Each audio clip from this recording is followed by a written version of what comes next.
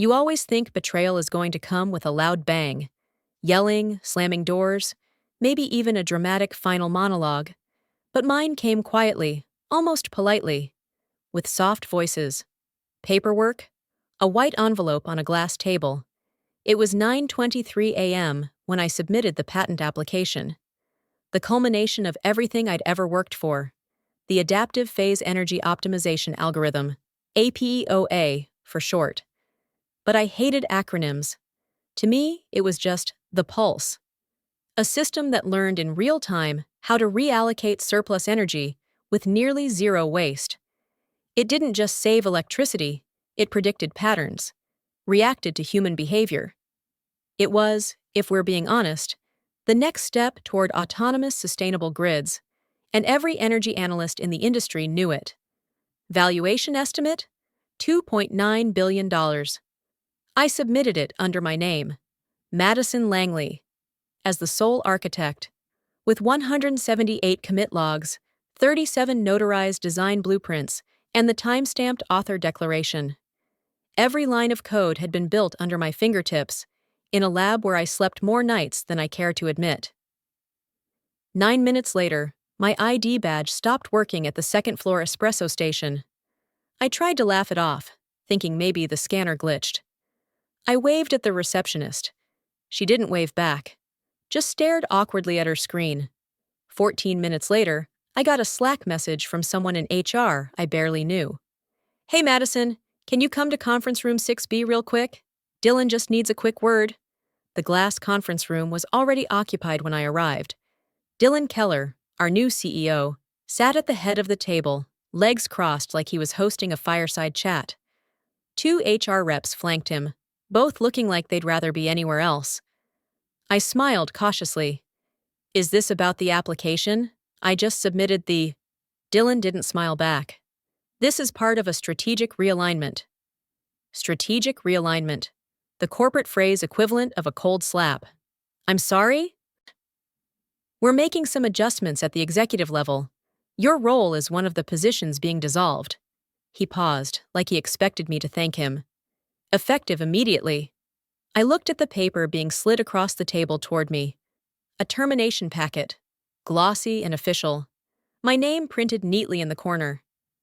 "I just submitted a billion-dollar patent," I began. "And we appreciate your service," Dylan interrupted smoothly, eyes like polished stone. "But as outlined in your contract, all IP developed under Atlas Energy Innovation belongs to the company." My throat tightened, but I didn't flinch. I looked at the HR woman on the left. She couldn't meet my gaze. I didn't speak, didn't scream, didn't ask why. Instead, I stood, took the envelope, and walked out. Not because I accepted it, but because I didn't want to give them the satisfaction of seeing me break. The real collapse didn't come until I was in the parking garage, sitting in my car, my hands shaking against the leather steering wheel. I opened my laptop, logged into the patent office, just to see it, just to reassure myself that my name was there. Still mine. It wasn't. Filed at 11:04 p.m. the night before, 7 hours after I submitted it, was a revised entry. Author, Dylan Keller. Co-inventors, Atlas Energy IP Trust. My name was gone. I don't know how long I sat there. Could have been minutes, could have been hours. My mind was a mess of equations, timelines, betrayal. But then, somewhere in the chaos, a memory surfaced. A quiet paragraph in an earlier draft, buried in the compliance architecture. Phantom Clause 9.7c. Something I added 9 months ago after an internal legal reshuffle. It read, "In the event that the originator is terminated without cause or removed under coercive restructuring, sole rights of algorithmic reversion shall pass to the original architect under the phantom licensing doctrine." It was never supposed to matter, just a failsafe. Something to give me peace of mind in a world where credit was currency and theft wore a tie. They fired me, stole my name, stole my work, but they forgot I wrote the rules. By 5 p.m., I was in my apartment, laptop open, encrypted server humming softly behind a fake photo frame. I logged into my secure shell, and there it was, Thornwood Protocol, Phantom License, Status, Live, Authorship, M. Langley, Revocation Rights, Enabled. The algorithm they stole didn't actually live on Atlas servers. What I'd given them was a shadow version. The real heart, the neural core, sat behind the Thornwood gateway, only accessible through an authentication chain tied directly to me. No code updates, no license renewals, no global scaling, not without me. I took a breath, long and deep. Then I started writing. Legal Notice 0001 to the Board of the Global Renewable Alliance. Legal Notice 002 to the Asia-Pacific Grid Standard Commission. Legal Notice 003 to the European Intellectual Energy Consortium. And so on. 52 in total. Every letter outlined the breach. Every letter cited Phantom Clause 9.7c. Every letter came with documentation, commit logs, original design drafts, signature chains. I queued them for delivery at 1 a.m. sharp, sent them via secure courier and digital timestamping. Carbon copied international press, key researchers, oversight regulators. By 4:16 a.m., the first automated system in Oslo went offline. By 5:02 a.m., 2 satellite partners reported handshake verification errors. By 6:41 a.m., the news broke. Global smart grid systems in sudden freeze, source unclear. And by 7 a.m., Dylan Keller's assistant tried to call me 6 times in a row. I didn't answer. Instead, I watched the system maps light up in red, license keys revoking one by one, failovers collapsing, Atlas Energy's foundation, my foundation, fracturing beneath their feet. They thought firing me would end my story. They forgot. I wrote the final chapter 9 months ago. And this was only the beginning. There's a strange silence that happens after revenge. Not the loud, theatrical kind with slammed doors or courtroom showdowns. No. This one is softer, heavier, like the quiet after a storm when everything's soaked and still standing, but you can feel that something fundamental has shifted. That was the silence in my apartment at 6:11 a.m. after the last legal packet went out. I was on the floor, still in the same hoodie from the day before, my legs stiff from hours of tension. The hum of my laptop was the only sound in the room, and the screen glowed like a low-burning fuse. 52 legal notices sent, all encrypted, all signed. The algorithm was locked. Global nodes were failing. Dylan's empire was bleeding. And still, all I could feel was the aching void where something human used to live in me. I didn't expect it, that hollowness. I thought I'd feel triumph, power, relief. But instead, I felt nothing. That's when my mind started wandering, backward, to the sacrifices I never meant to make, to the things I gave up for that damn code, for Atlas, for Dylan. My mother died on a Thursday. It was the kind of day you never forget, not because of the grief, but because of how numb you feel trying to function through it. I was 31. My algorithm was still in early development. The simulation had just crossed a new efficiency threshold, and we were on the brink of something enormous. But Mom was in hospice, stage 4 lung cancer, the kind that doesn't wait for milestones or breakthroughs. I'd already missed the signs. The phone calls I said I'd return later. The text messages I skimmed but didn't answer. I told myself I'd fly out next weekend. She left me a voicemail that morning. "Hi, sweetheart, just wanted to say I love you. I know you're busy saving the world. Don't worry about tomorrow, okay? We'll see each other soon." Her voice cracked at the end, but I didn't notice it until it was too late. I was in the server lab when I got the call from the nurse.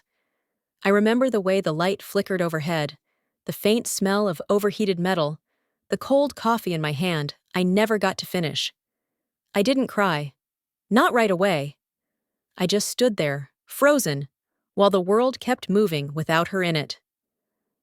That night, the Eastern Grid nearly crashed due to a timing desync with one of our partner firms. I didn't go home. I stayed up for 28 hours straight, writing a patch, rerouting backup nodes through a new sublayer. Dylan was the only executive who stayed with me through the night. He didn't say much, just brought me coffee and sat across from me like he didn't know how to help, but wanted to. When the system finally stabilized, I remember staring at the monitor, drained, hollow, the grief catching up in jagged breaths. He leaned toward me and said, "One day, Madison, they'll know. They'll know it was you, I promise." I didn't answer. I couldn't. But I remembered those words like scripture. It wasn't about glory. I didn't care about magazine covers or awards. I just wanted my mother's belief in me to mean something. I wanted every moment I missed, every call I didn't return, every sacrifice she quietly made to help me chase this dream. I wanted it to be seen. For a while, I truly believed Dylan meant it. That he saw me. That he respected what I was building. We weren't friends. We weren't lovers. But there was something there, a mutual understanding, a rhythm. I thought it meant loyalty. I was wrong. It started gradually. An internal newsletter announcing our progress, but no mention of my name. A press release touting Atlas's proprietary predictive model, with a quote from Dylan and a footnote referring to the engineering division, vaguely. I brushed it off. I was too focused on the code. I always was. Then came the conference in Geneva. Dylan presented our latest energy optimization trial to a room full of investors. I watched it live-streamed from a hotel room back in California, where I was debugging a silent API failure that could have triggered a cascade crash. He stood on stage, flashing graphs, using phrases I'd coined, stories I'd written into the design proposals. The crowd applauded. He smiled like a man who built something, and I realized he hadn't just borrowed my voice. He'd learned how to speak it fluently. Still, I stayed. Because I believed in the work. Because every system we stabilized meant homes with power, cities running greener, smarter, better. I told myself recognition didn't matter. Legacy wasn't a name, it was the impact. But legacies don't survive when your name is deleted from the footnotes. 6 days before I was fired, I uploaded the final simulation results to the secure drive. I copied Dylan per protocol. I told him the final version was ready to file. He responded with a one-word reply. "Excellent." That was the last message I ever received from him. At 11:04 p.m., the edit log on the patent submission changed. He filed the final patent using my work, but removed my name, replaced it with Atlas Energy Innovations Trust, and added his own as lead inventor. I didn't scream. I didn't throw anything. I just sat on the edge of my bed, staring at my laptop, thinking about my mother's scarf, the blue one she wore to every one of my presentations in college. She said it brought me luck, that it reminded her I was still hers, even when the world started pulling me away. She never saw me get recognized. She never saw what I built. And now Dylan was trying to erase even the memory of it. But he made one mistake. He underestimated what silence teaches a woman like me. While he stole the spotlight, I was building something else. A failsafe. A clause buried in the licensing structure that reverted all rights to me in the event of unethical removal. A phantom contract, legal, binding, invisible, until activated. That night, while Dylan probably celebrated his breakthrough, I activated the lock. I initiated the audits. I began the countdown. And now the world knew. Not just what I'd built, but what they tried to take. Because you can delete a name from a slide deck, but you can't delete the architect from the foundation. And I was never just the code. I was the contingency. Before I walked out of Atlas Energy's headquarters for the last time, I left behind the illusion that they had any power over what I created. They didn't know it yet, but they weren't firing the woman who built their crown jewel. They were severing their only tether to it. Because 8 months earlier, while Dylan was giving interviews and polishing his CEO persona, I was building something else. Something better. Something that belonged only to me. A company. Registered quietly under an alias in Liechtenstein. A nondescript name. Varelia Technologies. No flashy logo. No media announcements. Just a line item in a European registry, legally airtight and traceable only through the right legal filters. That company owned the algorithm. The real algorithm. Not the code shell I handed to Atlas. not the sleek front end they demoed in boardrooms and whispered about during investor dinners. That was all surface. The core, the dynamic prediction engine, the reinforcement loop structure, the self-optimizing model that made the algorithm worth billions, that code never touched Atlas servers. Instead, it lived in Varelia's private stack, and that stack was wrapped in layers of legal firewalls Dylan never thought to breach. Because Dylan never believed I'd protect myself. He thought I was loyal, quiet, grateful to be in the room. He never realized I built the room. And while he thought I was too focused on code to understand power, I was quietly licensing the real system to 48 partners across the globe. Each one signed a legal framework that included 3 core clauses. Licensing is non-transferable and conditional upon ethical retention of the originator.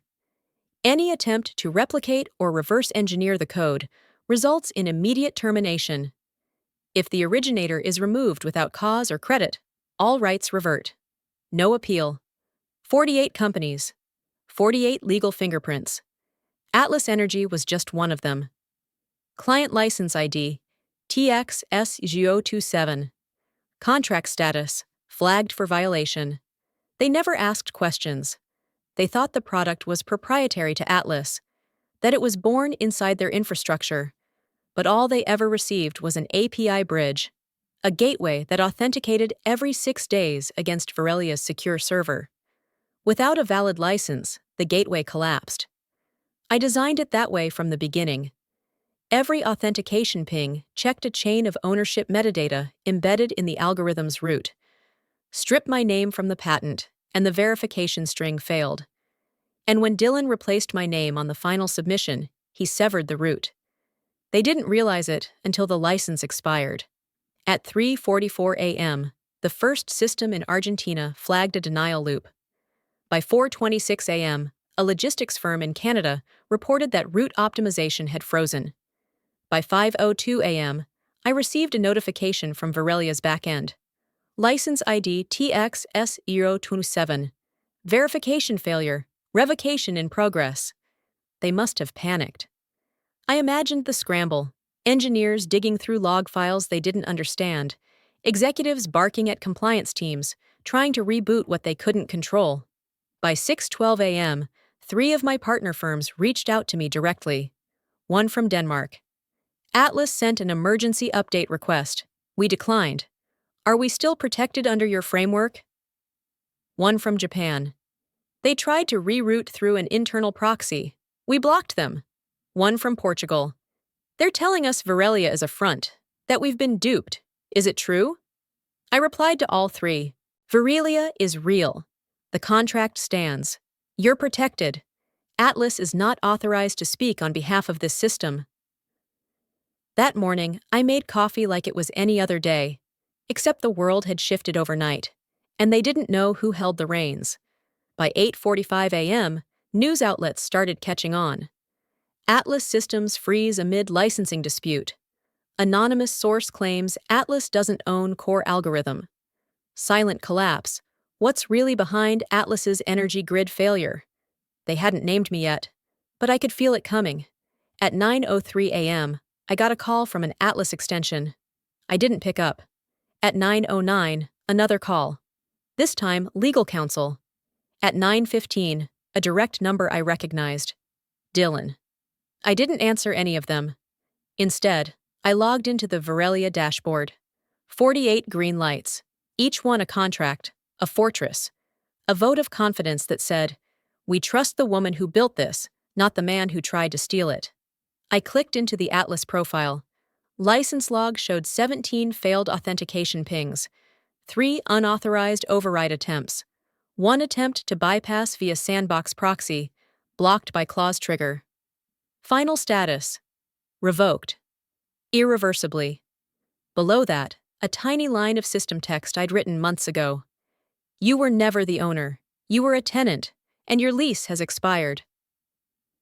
That was the moment I stopped feeling like the victim. I wasn't the fired engineer anymore. I was the sole owner of the most valuable energy system on the planet. And they were just another client I declined to renew. I thought the worst was over. The freeze had spread. Atlas systems were buckling. Calls were flooding in from partners across the globe asking if they were safe, asking if their licenses were still valid. I answered each one personally. I kept my voice steady. I told them yes, Varelia stood by its agreements. Behind the scenes, Atlas was unraveling. Dylan was silent, but I knew the calm wouldn't last. They were strategizing. They had no other choice. They couldn't afford to let the world realize their flagship system, their entire valuation, depended on an infrastructure they no longer owned. And then, at 10:27 a.m., the phone rang. New York number, not a corporate extension, not legal, just 10 digits, and a city I hadn't touched in years. I nearly let it go to voicemail. Then, I saw the last 4 digits and felt the breath leave my lungs. I knew those numbers by heart. I pressed accept and braced myself. Mads, said the voice on the other end, quiet, familiar, careful. It's me. I said nothing. Arturo. Even after all this time, hearing him say my name felt like walking barefoot across memory, sharp and soft all at once. I swallowed. My voice didn't work yet. I know I'm the last person you expected to hear from, he continued, and I could hear the strain behind his professionalism. But this isn't personal, it's business, and it's urgent. Arturo Valdez, journalist, investigative, New York Times. He never called lightly, but I also knew the sound of him when something big was breaking, and it was all over his voice. I've got an internal investor memo, he said. Confidential deck. Atlas is prepping an IPO. The words hit harder than I expected. I wasn't supposed to see it. A source in finance sent it to me, thinking it was routine. But one page, one slide. I knew it wasn't. There was a pause. And then, it's your algorithm, Madison. I leaned back in my chair, staring up at the ceiling. I should have seen it coming. Of course Dylan wouldn't just fire me and sit on the tech. He was packaging it, monetizing it, pretending the innovation belonged to him, while he spun a narrative clean enough to pass legal and charismatic enough to lure investors. They're calling it Atlas Core, Arturo went on. There's no mention of Varelia, no mention of you. They've stripped every tag, every citation. It's as if you never existed. A long silence opened between us. I should have been furious. Instead, I felt still, heavy, grounded. Because the confirmation didn't just expose their endgame. It validated every instinct I'd buried for the last year. Every time I stayed up late coding, every clause I hid, every backup I encrypted, every quiet move I made when no one was watching. They built their IPO on my shoulders, and they did it thinking I'd stay silent. I finally spoke. Thank you. Arturo didn't respond right away. When he did, his voice dropped a layer. Not the voice of a journalist, but someone who once loved me in the small, quiet hours between ambition and collapse. You should have gotten credit, he said. I closed my eyes. You should have had your name on every panel and every patent, and you should have had someone beside you who knew how to fight for that. Those words hurt more than I wanted to admit, but I didn't let him hear it. I was always proud of you, Mads, even when I couldn't reach you. And then, like a razor under velvet. But I need you to hear something else, something that may sting. I waited. You weren't the story. You were the source code. I flinched. He didn't say it to be cruel. He said it because it was true. Dylan was the story, the narrative, the pitch deck, the media-ready face. And me? I was the logic, the architecture, the soul humming beneath the surface. But it was always the surface the world noticed. That line hit harder than any lie Dylan ever told me. Because coming from Arturo, someone who once watched me draft protocols on napkins at 1 a.m., who saw me fall asleep with code smeared across my cheeks, it wasn't a dismissal. It was a mirror. A truth I'd avoided for too long. I built something no one could see, and then I disappeared behind it. I'm going to write the story, Arturo said gently, but I'm not doing it without you, not this time. I leaned forward, elbows on my knees, breathing through the silence. He wasn't just handing me a headline, he was handing me the mic. "I don't want revenge," I said finally. "Not really. I want truth. I want people to understand what was taken, what was hidden. I want them to know who built the system their world now depends on." "Then let's show them," he said. And just like that, the tide shifted. I wasn't just the silent architect anymore. I was the one opening the door. Because the system Dylan tried to steal, it was still mine. The network he wanted to take public, it ran on my name, the one he deleted. And now, thanks to Arturo, the world was about to find out. They say power is about who controls the story. Dylan had the podium, the boardroom, the branding. He had the face, the charm, the vision. For a long time, I thought that made him untouchable, a shadow I'd always be working behind. But I had something stronger. Proof. And now, with Arturo's call echoing in my ears and Atlas's IPO clock ticking, I had one more thing they didn't expect. Leverage. At 12:41 p.m., it arrived. The counterstrike. An official letter from Atlas Energy Innovations, signed by their senior legal officer. It was cold, clinical, wrapped in the sterile language of control. Cease and desist all misrepresentation of proprietary intellectual material developed under the Atlas corporate umbrella. Failure to comply will result in civil litigation under breach of confidentiality and malicious interference with investor relations. They included 6 attachments: redacted meeting transcripts, selected code snapshots, and a not-so-subtle threat of damages in excess of $300 million.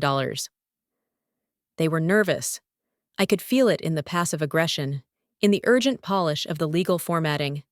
They were bluffing. But what made me pause wasn't the letter. It was what they didn't mention. They never once referred to the license. Not the API gateway. Not the contract I'd written. Not the clause I had designed to detonate under conditions of betrayal, which meant they didn't realize I'd already pulled the pin. Or maybe they thought I wouldn't dare. But that changed at 1:12 p.m. That's when the envelope arrived. Not digital, physical, handwritten. My name, not my title, not my role. Just my name in fine black ink. Inside, a memo. Clean white paper, no company letterhead. Just typed text, single-spaced, printed on what looked like an old office printer. Slipped in between it was a sticky note. "I thought you should see this. They've gone too far. A friend." I didn't recognize the handwriting. But the memo? The moment I started reading it, I knew exactly what it was. Transcript, executive strategy session, internal use only. Dated, 3 days before Madison Langley's termination. Dylan. "She's gone. The name's off the patent. Legal's already washing the metadata." C-level voice 1. "Won't that trigger a dispute?" Dylan. "Not if we bury her fast enough. NDA was watertight. If she makes noise, we bury her name in paperwork, drag it out. She doesn't have the capital to fight it." C-level voice 2. "So, it's ours now?" Dylan. "It's always been ours. She just wrote the scaffolding. We'll scale it. Own it. Public perception is what counts, not origin." My hands were ice. I read it again. And again. Until the words blurred. There it was. The plan. Laid out in corporate shorthand and boardroom arrogance. This wasn't a mistake. It wasn't an oversight. It was an execution. The strategic burial of my name, orchestrated by the man who once looked me in the eye and said, "One day, they'll know it was you." I opened the Varelia backend and accessed the license index. Clause 12.4a was already flashing, waiting for confirmation. In the event that the original author is removed or recognition of authorship is revoked through unethical or coercive means, all active licenses revert to the originator immediately and without appeal. There was a box below it now. Auto-populated. Evidence of unethical removal detected. Supporting documentation uploaded. Final trigger detected. Documented memo expressing intent to erase authorship. Do you wish to revoke all active system integration with license ID TXS027, Atlas Energy Innovations, I stared at the screen. This was it. No more legal maneuvering. No more quiet resistance. This was the moment I burned the bridge and lit the fire so bright it could be seen from Wall Street to Zurich. They had gambled their IPO on the assumption that I would go quietly, but the memo changed everything. It wasn't just that they erased me, it was that they celebrated it. Not if we bury her fast enough. I clicked confirm. A new window opened. A final warning. Revocation will be immediate and permanent. Integration keys will be terminated. All dependent systems will fail gracefully within 6 hours unless migrated through a valid active license agreement. Do you wish to proceed? Yes. Type I revoke to confirm. I did. And the system hummed. A quiet moment of processing. Then, license. TX S07. Revoked all Varelia systems locked to Atlas Energy Innovations. Audit initiated. Global partners notified. Clause 12, or A. Enforced. At that exact moment, I saw it happening in real time. System logs lit up. Notifications went out. 48 partner firms received an update. Unauthorized use of algorithmic framework by license ID TX S0207 has triggered revocation. Your licenses remain valid under Varelia Technologies. Please stand by for transition protocols. Meanwhile, Atlas, their screens were probably turning red, their failsafes collapsing, their engineers scrambling to reverse engineer code they never understood, only integrated. Dylan had declared me gone. He tried to bury me in paperwork, but I didn't die quietly in a filing cabinet. I wrote the rules, and now I was enforcing them. Power isn't loud, it doesn't shout, it doesn't kick down doors. True power waits, silent, patient, coiled like a spring. It lets you think you're in control, right up until the moment it snaps shut. That was what I felt in the quiet after revoking Atlas's license. Not victory, not revenge, just wait. Clause 12.4a had done what it was designed to do, severed them cleanly from the system, turned their throne into a broken terminal. But part of me still wondered if it would be enough. If Dylan would retreat, lick his wounds, fold into irrelevance the way corporate failures so often do. Quietly, shamefully. He didn't. Because Dylan wasn't about code. He was about domination. And wounded pride is a dangerous thing in the hands of a man who thinks losing is beneath him. The first call came at 1:12 p.m. Lisbon. Anna Varela, founder of a smart grid startup that was one of Varelia's earliest clients. We'd met at a renewable tech conference in Belgium 2 years ago. She was sharp, idealistic, and ran her operation like a heartbeat, clean, precise, indispensable. Madison, she said, her voice tight. Atlas just contacted us. They're saying we're in violation. I blinked. Violation of what? They claim your license is invalid. They're offering us a new agreement to keep services online. 10 times the cost. I stood up, knocking my coffee onto the floor. I didn't even look down. Did they say why? They didn't need to. The threat was clear. Either pay or prepare for blackouts. They're pushing a fake license under a different shell company, Atlas Grid Holdings. Ever heard of it? No, I hadn't. But the strategy was obvious. They'd created a corporate clone to mask their violation, a second front to confuse the legal trail and rush firms into compliance before the truth reached them. It was extortion. It was deliberate. And worst of all, it was fast. Within an hour, I had 4 more calls. Korea, Argentina, Czech Republic, Kenya. Each of them said the same thing. Atlas is contacting us directly. They say they control the algorithm. They say we'll lose everything if we don't sign. And in each case, the offer was the same. A new license at 10 times the cost. No negotiation, no protections, no clauses. Just a gun to the head, corporate style. I sat down in front of the Varelia dashboard and stared at the partner map. 48 firms, all green, all licensed, all relying on me, not just for the system, but for the integrity of it. I hadn't just built code, I'd built trust. And now Dylan was hijacking it, using it, twisting it. He knew he couldn't sue me. So he'd do something worse. Exploit the panic. Spread fear. Undercut my network until my partners abandoned me, not because they doubted the code, but because fear was faster than logic. That was his real weapon, not lawyers, not licenses, doubt. And the message he was sending?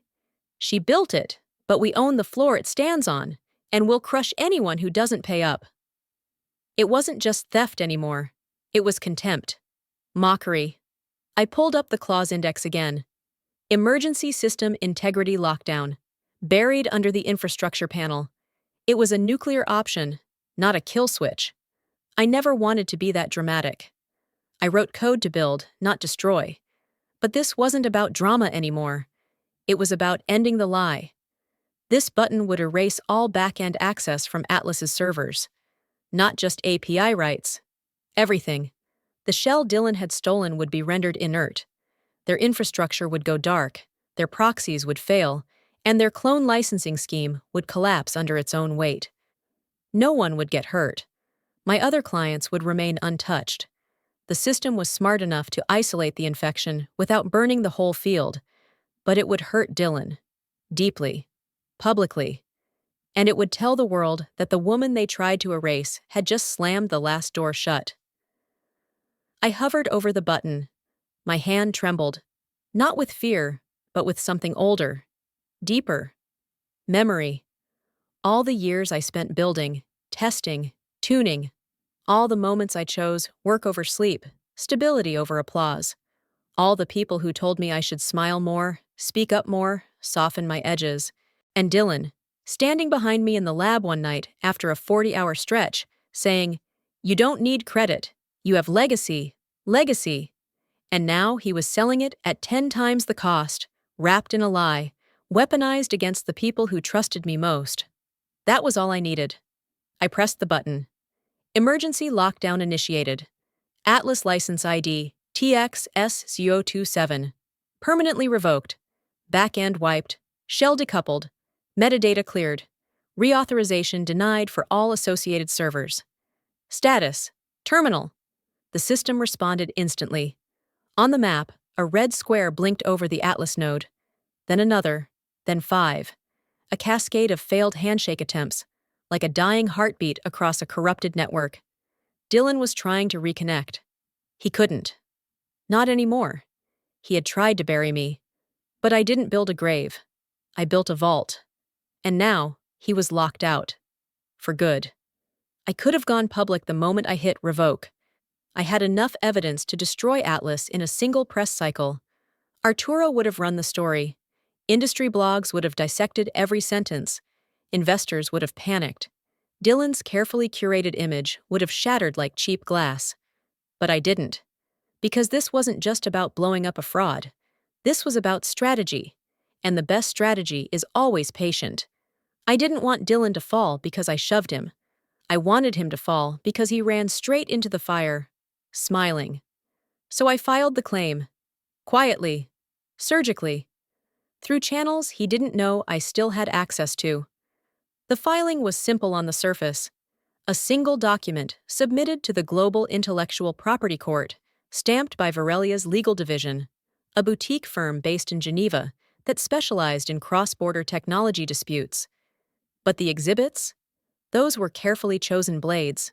Exhibit A, a chain of commit logs showing the development of the algorithm's base logic, compiled and encrypted under my name, on a secure time-stamped repository that predated the formation of Atlas's internal systems by 9 months. It wasn't just dates. It was layers of fingerprints, IP addresses, metadata, the original project tag, Langley Energy Nexus V0.2. Exhibit B, the licensing agreement between Atlas and Varelia, signed a full year before my firing. Clause 1.1 explicitly names me as the originator. Clause 3.7 prohibits the sublicensing or transfer of the algorithm without direct consent from the originator. Me. Exhibit C, a copy of the internal email thread between myself and Dylan from when we were still operating out of a shared WeWork. The subject line, authorship confirmation, export version. His reply was short, smug in retrospect. We'll build the company around this. Until then, the code is yours. You lead, I package. Simple. Exhibit D. The meeting memo. The one that ended any shred of doubt. The one where he said, "If she makes noise, we bury her name in paperwork." I didn't redact it. I didn't edit it. I wanted the tone, the arrogance, the intent. Exhibit E. The gem. The old NDA. Signed in blue ink. Dated nearly 5 years ago. The first contract we ever made. Before Atlas had a name. Before the algorithm had value. Before he ever dreamed of an IPO. It contained a single clause that mattered. All intellectual property developed under this collaboration, including but not limited to energy prediction algorithms, is and shall remain the sole creation and property of Madison Langley. It had his signature, his full name, and the date. And in the bottom margin, a note in my handwriting: "We build from trust." I stared at that line longer than I should have. That was before I learned trust is only as strong as the man holding the pen. I encrypted the whole file package and uploaded it to the filing portal. The server processed each item slowly, like it knew what was coming. Then the screen blinked. Filing complete. Case ID, VRE 9143, INT. Status, pending arbitration. Confirmation sent to client. Response deadline, defendant. 14 business days. I leaned back in my chair and closed my eyes. One move made. Now I waited. Not in fear. In readiness. Because the next step wasn't mine to take. It was his. And Dylan? He always stepped into a spotlight he didn't understand. He couldn't help himself. The press was circling. Rumors were bleeding out of Atlas's walls.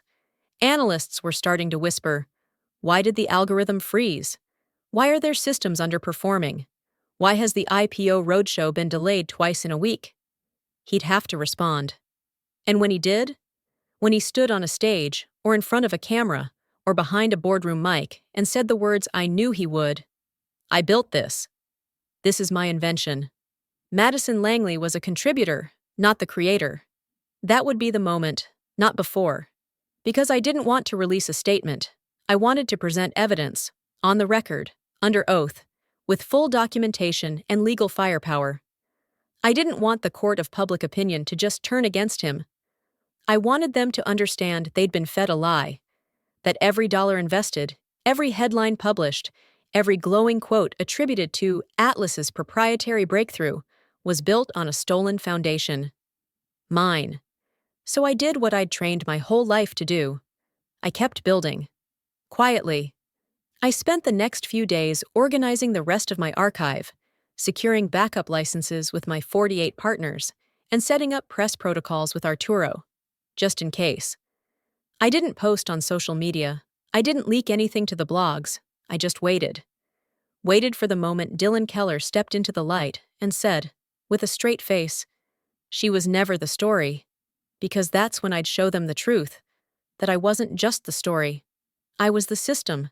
The room was quiet when I saw his face again.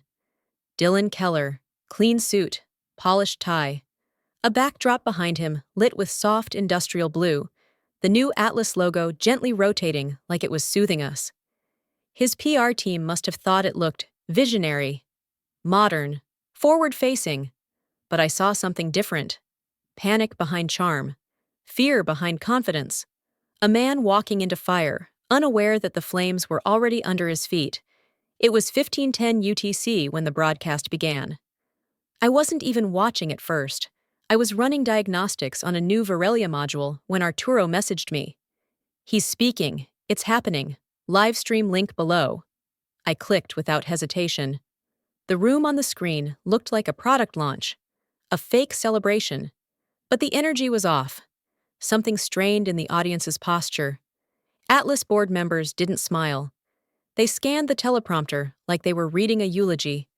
Dylan stepped up to the mic and adjusted it like he still believed he was in control. Then he spoke. "In light of recent misunderstandings and external disruptions, we want to reassure our partners and investors that Atlas Core remains our proprietary framework, developed entirely by our internal engineering team. All ownership claims from former employees or third parties are unfounded and have no legal basis. There it was. The lie. Clean. Absolute. Unrecoverable. He didn't even blink when he said it. While we recognize that innovation often attracts noise and controversy, we are confident in our position, and the SEC has been fully briefed on our IP structure and authorship history. He smiled. I did not. Because now, the waiting was over. The patience was over. And so was Atlas. I opened the Varelia root console and keyed in my master credentials. A dark screen blinked once, then loaded the lock protocol interface. Zeta, Global Termination Protocol. It had only one purpose: to dismantle every license I had ever signed. A total system reset. Every handshake, every partner, every dependent line of code. Except this time, I wasn't targeting just Atlas. I was ending everything, because Dylan didn't just steal from me. He weaponized my silence, used it to coerce my clients, threaten systems, and sell investors a fantasy. And now I would remind every single one of them, you never owned this. You rented it from me. The prompt appeared. Initiate lock protocol Zeta. Warning, all 48 licenses will be terminated. No API access, no fallbacks, no migration periods. This action cannot be undone. I paused. I thought of the calls I got over the past few days. Engineers crying quietly as they explained how Atlas was demanding 10 times the license fees to reinstate access. NGOs in Ghana, who were about to lose predictive routing if I didn't intervene. Government clients who had bet their carbon neutrality goals on a platform built atop a lie. I hadn't created Varelia to destroy, but sometimes destruction is necessary. Sometimes a broken system needs to collapse, not for revenge, but to make space for the truth to rise in its place. I typed the command, revoke all. My thumb hovered over enter, and then I pressed it. The screen didn't blink. It roared. A flood of log data burst across the terminal as Zeta unfolded like a digital storm. Zeta activated deactivating license ID, TXS001 to TXS048, API keys destroyed, webhooks disconnected, predictive flows locked, client alert issued, backup retrieval disabled. Atlas was first to fall. Their internal systems froze within 22 seconds. Energy forecasts disappeared. Grid efficiency fell off a cliff. Internal dashboards turned gray, then black. By 1533 UTC, they had lost total access. The algorithm, my algorithm, rejected them at every entry point. There was no workaround, no rebuild. Their infrastructure had been built around a core that no longer existed. They thought they'd installed a battery, but I'd given them a heartbeat. And now I had stopped it. I watched as the system spread, not like a virus, but like judgment. South Korea, France, Kenya, Argentina, all 48 of them, gone, one by one. At 1536, the first emails came in, one from Kyoto. Atlas just collapsed. Did you do this? We want to talk, urgently. One from São Paulo. Please tell us this isn't permanent. We're ready to renegotiate, directly. One from Canada. Our VP is resigning. They signed with Atlas 2 days ago. We want to return to Varelia, under you. My inbox swelled from dozens to hundreds. By 16 UTC, it was nearly 1,000 unread messages. Renewal requests, apologies, partnership proposals. Not because I had broken their systems, but because I was the only one who could restore them. And at 1645 UTC, the final confirmation came in, from the U.S. Securities and Exchange Commission. SEC Public Statement. The IPO of Atlas Energy Innovations has been suspended pending a full review of authorship claims and system licensing integrity. We are coordinating with international courts to determine ownership of core technologies. I stared at the sentence. Not might be, not alleged, not under question. Pending a full review. They were taking it seriously now, because I had forced their hand. Dylan had lied. And I had answered with truth so undeniable, even Wall Street couldn't look away. I didn't need to say anything, not yet. The world was already speaking for me. By the time I woke up, my name was no longer buried in redacted reports or early Git logs. It was front-page news. The architect they tried to erase. The Washington Post. She coded the future. Then they took her name off it. Forbes. The fall of Atlas. One algorithm, one woman, and a billion-dollar lie. The New Yorker. Each headline rang louder than the last. Journalists dug into the memos, into the NDA, into my original repositories now released under controlled disclosure through Varelia. Screenshots of Dylan's email with "You're the author" circled in red were already trending. The phrase Langley Protocol was now synonymous with algorithmic ethics. But the moment I truly felt the shift, the public reckoning, didn't come from a headline. It came from the press conference. That was Dylan's last chance to rewrite the story, and he squandered it. They staged it in one of those cold, soulless auditoriums lined with navy banners and desperate optimism. The Atlas logo pulsed gently behind him, like a lifeline he didn't deserve. I watched from the back of the room, concealed in a seat beside Arturo, wearing plain clothes and silence like armor. Dylan stepped onto the stage like he'd done 100 times before. Measured stride, crafted smile, tie flawless. He had rehearsed every line, I could tell. He wasn't addressing the public. He was performing damage control for the investors, bleeding confidence by the second. He opened with what they always open with in crisis. We believe in innovation, in people, in collaboration. Lies, beautifully stitched. Then came the smokescreen. Atlas Core was developed through the collective efforts of our world-class team. We maintain full rights over the algorithm in question. These licensing disruptions were the result of external misinformation and are being addressed legally. The audience stayed quiet, listening, filming, waiting for something real. And then Arturo stood up. He didn't ask permission, didn't wait to be acknowledged. He just raised his voice into the mic, low and clear and sharp enough to cut through Dylan's PR armor like a scalpel. Is it true that your algorithm was stolen? The words dropped like a stone into still water.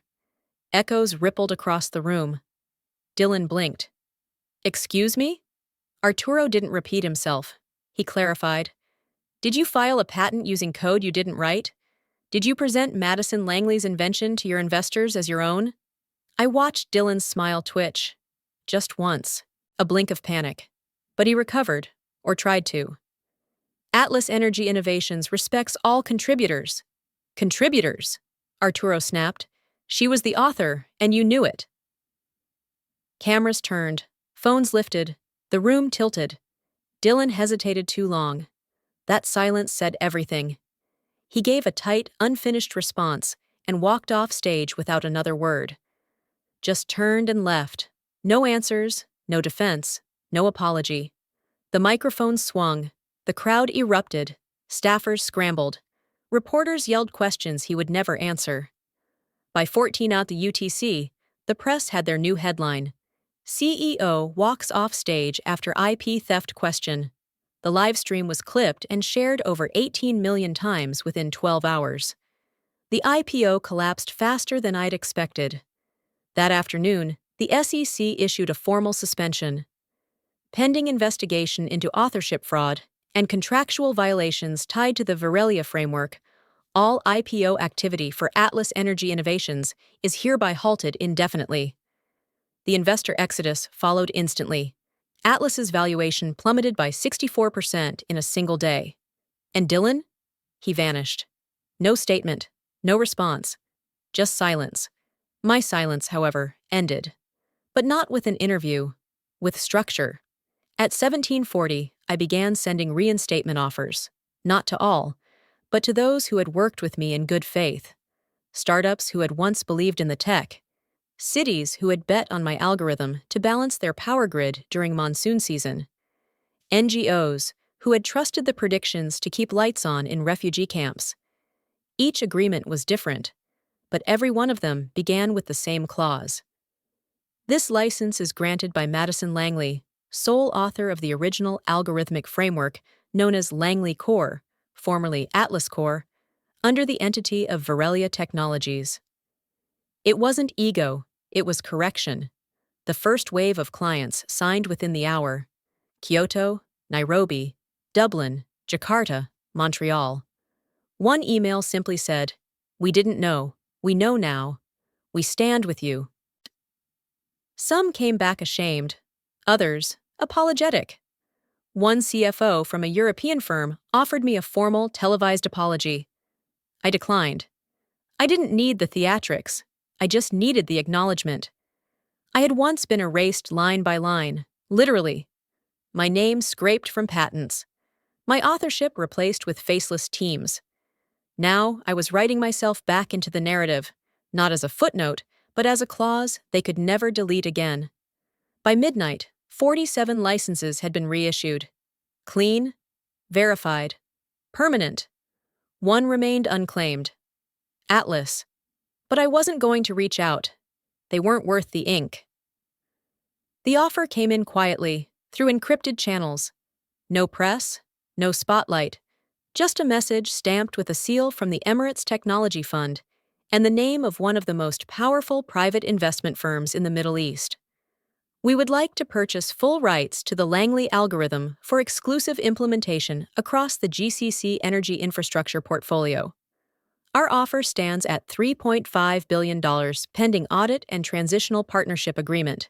$3.5 billion.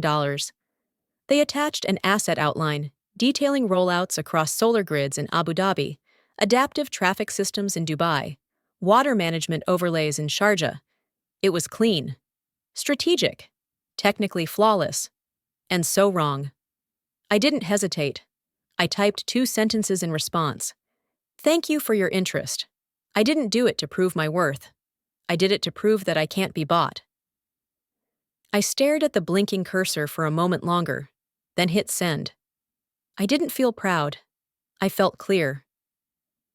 That night, I stood alone in my small apartment, the lights low, my laptop open in front of me.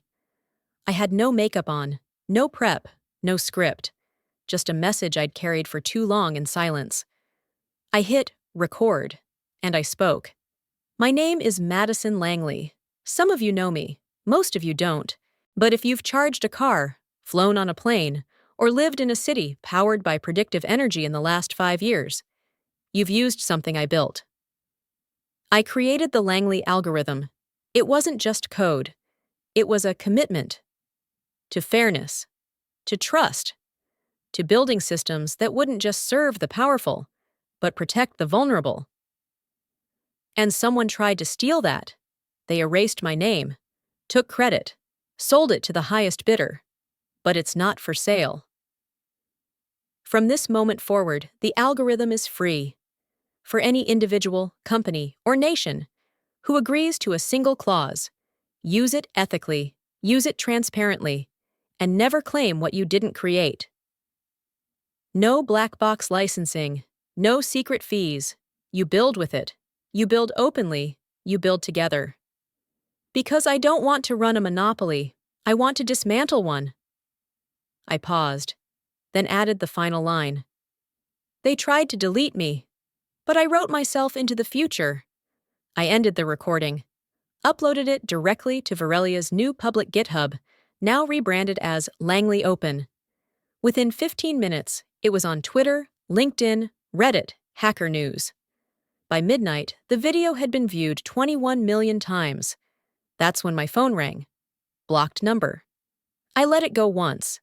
Twice. Then I picked up. Madison. Dylan's voice, ragged, strained, still smooth, but quieter now, like something inside him had cracked and never quite healed. He didn't sound angry. He sounded afraid. I saw your statement. I said nothing. He exhaled. A long pause. We can make this right. I can bring you back. We refile everything. Joint credit, joint ownership, you name the price. I'll double it. Still silence. You want justice. I get it. You've made your point. Let's give you the platform you deserve. Let's fix this together. I almost laughed, but instead, I answered quietly, I don't want your job. I don't want your money.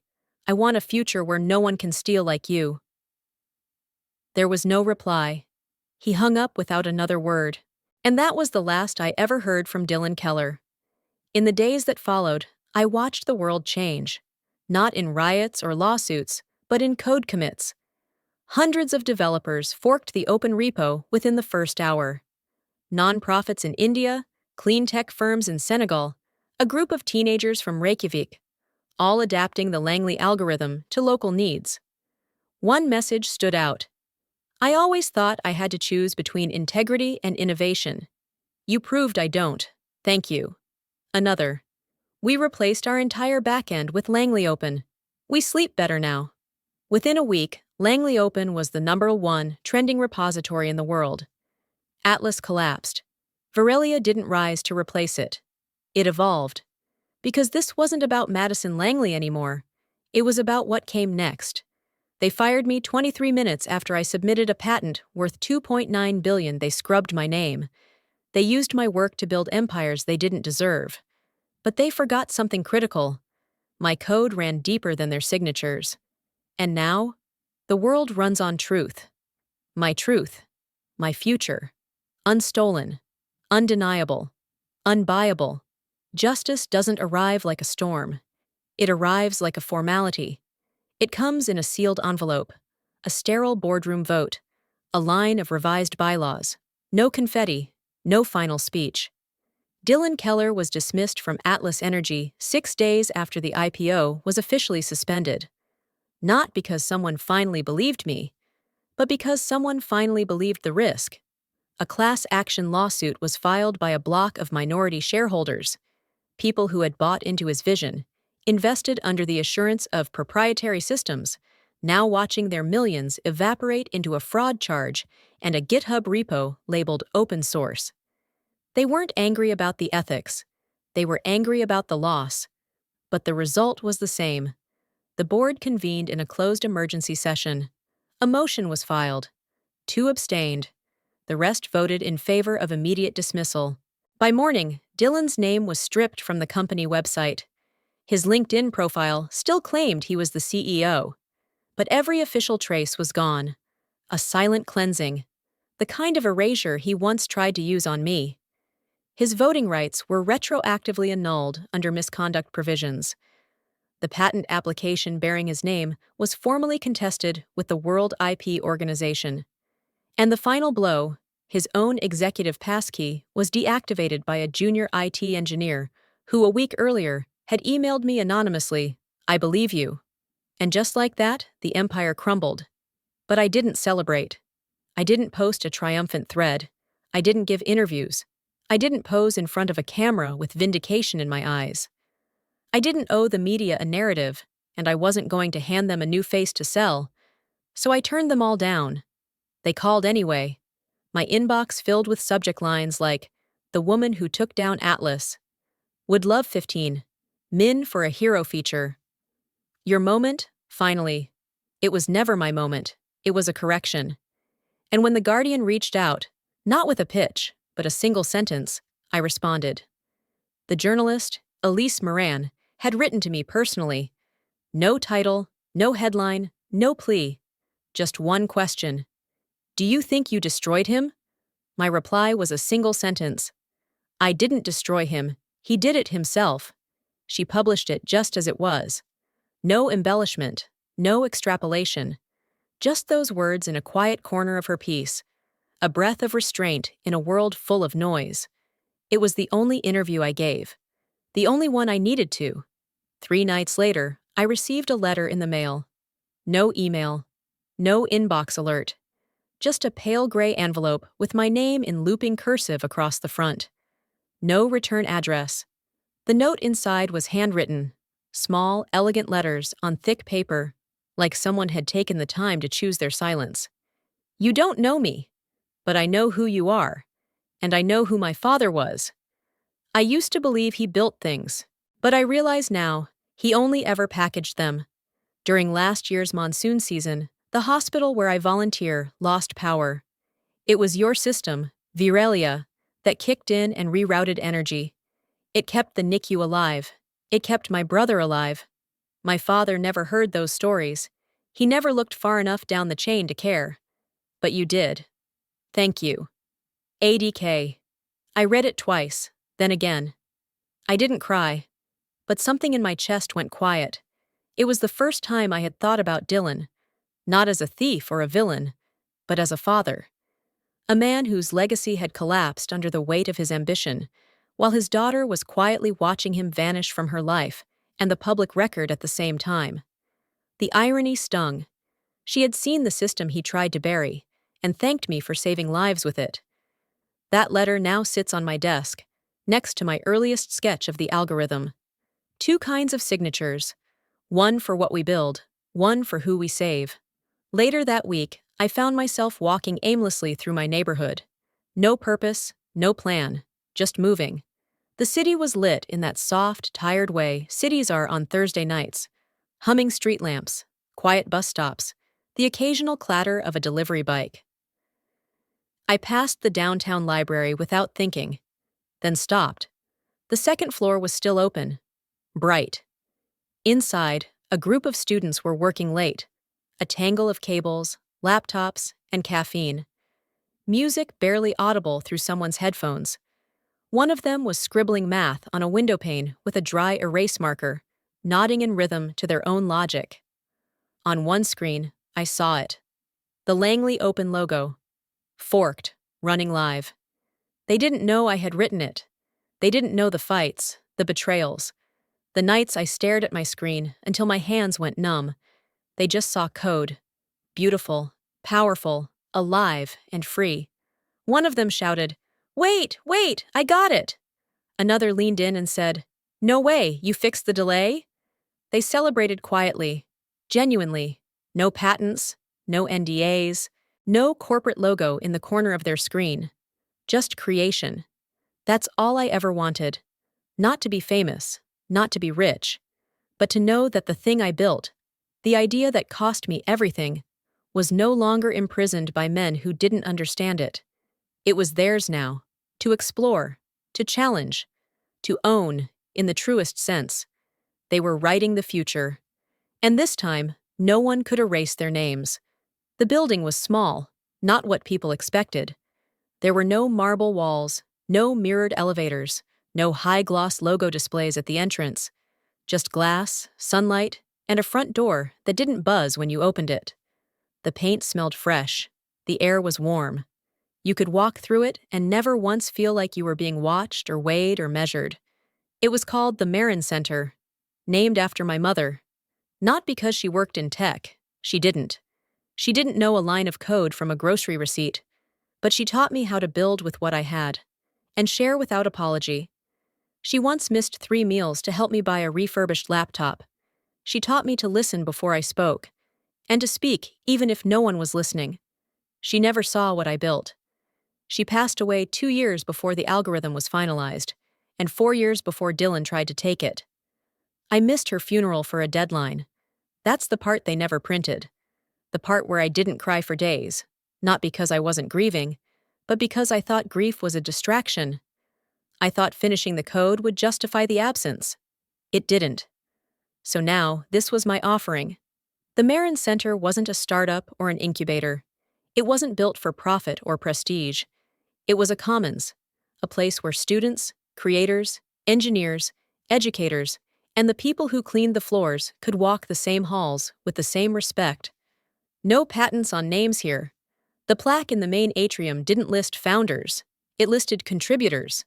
Every person who had touched the space, from the solar technician who installed the roof panels to the art student who painted the walls, had their name engraved into a single bronze wall, in no hierarchy. We added names every month. The janitor was the first name we carved. Her name was Angela Torres. She didn't ask for it, but one night she found it, smiled, and said, "No one's ever spelled it right on a clipboard." We did. Because recognition isn't glory. It's a map. It shows you where you came from and who helped carry you. My own name wasn't listed on the walls. It wasn't needed. Those who knew, knew, and those who didn't need to. Because real victory isn't being remembered. It's knowing that the machine that tried to erase you will never again erase someone else. The Langley algorithm continued to spread, now forked in 41 countries, rebuilt by students in Mumbai, tweaked by elders in wind cooperatives in Alberta. It had been translated into 7 languages, with its own ethics framework embedded into its metadata. Some called it the code that couldn't be bought. Others just called it the baseline. I didn't care what they called it. It was free, it worked, and it didn't belong to me anymore. That was the point. One day, a message appeared in my inbox. Unmarked. No subject line, no introduction, just this. I want to build systems that don't punish the honest. D.K. Dillon. After all the silence, the lawsuits, the collapse. A single line. I read it twice. I didn't feel anger. I didn't feel sympathy. I felt something smaller, like watching the last ember of something dangerous finally lose its heat. I typed one word back, good, and closed the message. There was nothing else to say. Some people change, some simply want to, but I had already moved on. The systems were changing without him. That was enough. A week later, I walked through the courtyard of the center just before sunset. There were kids sketching on tablets, a grandmother teaching a teenager how to map energy flow using recycled components. Someone was baking bread in the communal kitchen. Laughter rolled through the walls like air. At one table, a girl around 11 was showing her brother a project. A small device, built using the Langley Open Library. I could see it on the screen. A simple, energy-efficient timer built from salvaged chips. She didn't know the code's origin. She didn't need to. She was using it to create, not to claim. They didn't know my name, but they were building because of it. And that was the most powerful thing I had ever made.